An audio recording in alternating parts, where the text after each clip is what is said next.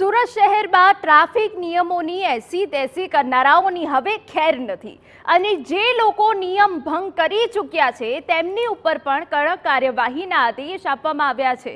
જી હા, જે સુરતી લાલાઓ ટ્રાફિકના નિયમો તોડી ચૂક્યા છે તેમના પર આકરી કાર્યવાહીની ગૃહ રાજ્યપ્રધાન હર્ષ સંઘવીએ આદેશ આપ્યો છે।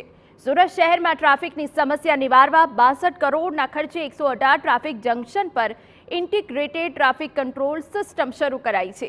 ત્યારે રાજ્યના ગૃહપ્રધાન અને સુરતની મજૂરા વિધાનસભાથી ધારાસભ્ય હર્ષ સંઘવીએ આજે ગઈકાલે ટ્રાફિક કંટ્રોલ રૂમની મુલાકાત લીધી હતી।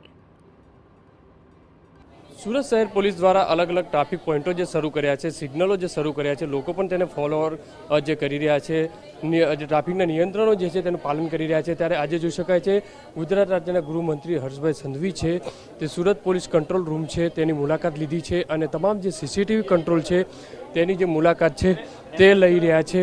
पुलिस कमिश्नर छे अनुपम सिंह गहलोत छे, तमाम डीसीपी ट्राफिकना अधिकारीओ छे ते हाजर छे अने तमाम छे सिटीना जे सीसीटीवी लाग्या छे तेनी जे रूपरेखा छे ते जाणी रह्या छे। कारण के सूरत शहरनी अंदर जे ट्राफिकनी जे समस्यानी जे वात चाली रही छे, लोको छे क्यांक ने क्यांक जे परेशान थई रह्या छे, सिस्टमना कारणे लोकोए छे लांबा समय सुधी ऊभું રહેવું પડતું હોય છે। આ તમામ જે છે નિરાકરણ થાય તે માટેના જે પ્રયત્ન છે તે કરવામાં આવશે અને જે ટ્રાફિકના જે અધિકારીઓ છે તેમની સાથે પણ મિટિંગનું આયોજન કરવામાં આવ્યું છે।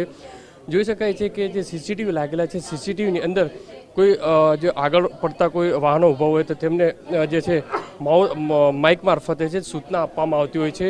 ગૃહમંત્રી સંઘવી છે પોતે છે આખું નિરીક્ષણ કરી રહ્યા છે। કારણ કે સુરત શહેર છે એક ઔદ્યોગિક જે ક્ષેત્ર કહી શકાય, આર્થિક પાટનગર જે કહેવામાં આવે છે, તેની અંદર લોકો જે છે મોટી સંખ્યાની અંદર અલગ અલગ રાજ્યોની અંદરથી લોકો છે તે સુરતની અંદર દરરોજ જે આવતા હોય છે તેમને કોઈ મુશ્કેલી ન પડે, તેમનું જે ટાઈમિંગ છે તે મુશ્કેલી ન થાય, તમામ બાબતોને ધ્યાનમાં રાખીને ગૃહમંત્રી છે તે પોલીસ કમિશનર સાથે જે છે આખું જે સંકલન છે તે સંકલન કરતા છે તે નજરે પડી રહ્યા છે। મહત્વની વસ્તુ એ છે કે આ રીતની જે સ્થિતિ છે અને ટ્રાફિક હળવું બને તે માટેની જે સૂચન છે તે પણ કરવામાં આવ્યું છે।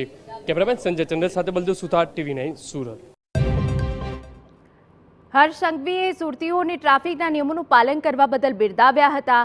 ટ્રાફિક સિગ્નલ લગાવવાને કારણે અને ટ્રાફિકના નિયમોના પાલનને કારણે શહેરમાં અકસ્માતની સંખ્યા ઘટી છે તે વાત પણ હર્ષ સંઘવીએ સ્વીકારી। ટ્રાફિક સિગ્નલની નવી સિસ્ટમના કારણે લોકોની પડતી અગવડ અંગે બેઠકમાં ચર્ચા પણ કરી હતી। વરાછા અને વેસુ વિસ્તારમાં સવારે અને બપોરે ટ્રાફિક વધુ રહે છે ત્યારે ટ્રાફિક સિગ્નલના ટાઈમિંગ અંગે પણ સૂચના અપાઈ છે।